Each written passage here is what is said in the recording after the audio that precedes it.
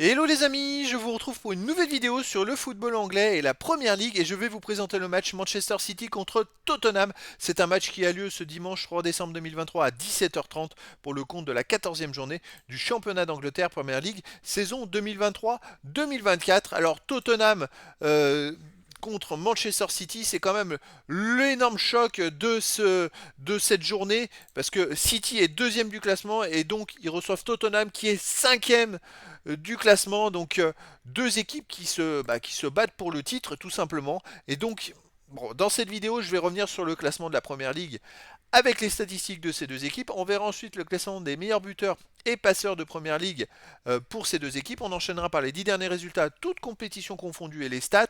Et on terminera par les compos d'équipes probables et tactiques éventuelles, ce qui nous permettra d'avoir une idée, une tendance à ce match. Vous allez le voir en plus en tête du classement, c'est très serré. Donc pour ceux qui souhaitent voir ce match à la télé, sachez que vous pouvez le voir sur Canal+. Allez, c'est parti. Donc au classement, on a City qui est deuxième derrière Arsenal. Alors je dis bien avant les matchs du samedi, hein, c'était le classement à la fin de la 13e journée. Ils avaient 29 points en 13 matchs, 9 victoires de nul, 2 défaites, 33 buts marqués, 13 encaissés, plus 20 différences de buts. On rappelle que City est le champion en titre. Et donc voilà, ils sont à un point du premier Arsenal.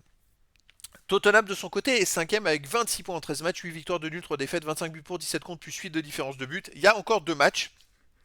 Tottenham était premier de première ligue. Ils ont fait deux mauvais résultats, bam, ils tombent cinquième directement, mais ils sont à 4 points d'Arsenal le premier, et donc à 3 points de City. Au niveau des buteurs, pour City, on a Haaland qui est quand même à 14 buts en 13 matchs. C'est plus d'un but par match et c'est le meilleur buteur de la saison dernière. Il est fantastique, hein, franchement fantastique. Tottenham après Son avec troisième meilleur marqueur de première ligue avec 8 buts en 13 matchs. Et après on a des joueurs comme Alvarez avec 4 buts pour City. Bernardo Silva et Hernandez 3 buts pour City. Madison pour Tottenham 3 buts. Après il y a d'autres joueurs à 3, 2 et 1 but. Pour les passeurs décisifs pour City on a Doku avec 5 passes décisives. Pour Tottenham Madison 5 passes. Pour City Alvarez 4. Foden, Haaland et Bernardo Silva 3. Pour Tottenham Porro et Richarlison 3. Après, il y a des joueurs à 2 et une passe. C'est deux équipes qui marquent plus de 2 buts de moyenne par match. Il y aura du spectacle. Au niveau des 10 derniers résultats, toutes compétitions confondues, pour City, c'est 7 victoires de nul, une défaite, 28 buts pour, 12 contre, plus 16 de différence de but. Alors, ils auraient pu être premiers, mais ils ont enchaîné deux matchs nuls de suite, à Chelsea et chez eux contre Liverpool. Mais sinon, chez eux, ils restent sur un 3-2 contre Leipzig. Ils étaient menés 2-0 quand même, hein. Ça, c'est à noter. Et ils ont renversé le match, ils ont gagné 3-2. Un partout contre Liverpool. Une victoire 3-0 contre les Young Boys, 6-1 contre Bournemouth, Brighton 2-1. Bon, bref, chez eux, c'est une machine à gagner, à marquer des buts, c'est très costaud. Bravo à Liverpool qui a réussi à faire un partout chez eux.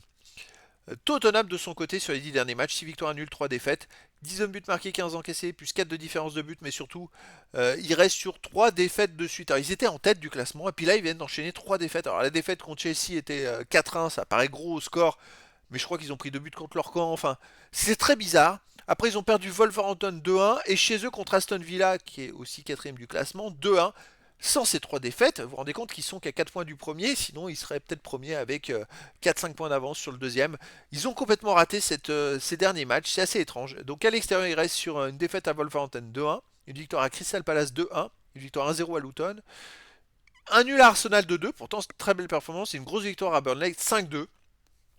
Est-ce qu'ils vont se ressaisir à Manchester City ou est-ce qu'ils vont continuer de chuter?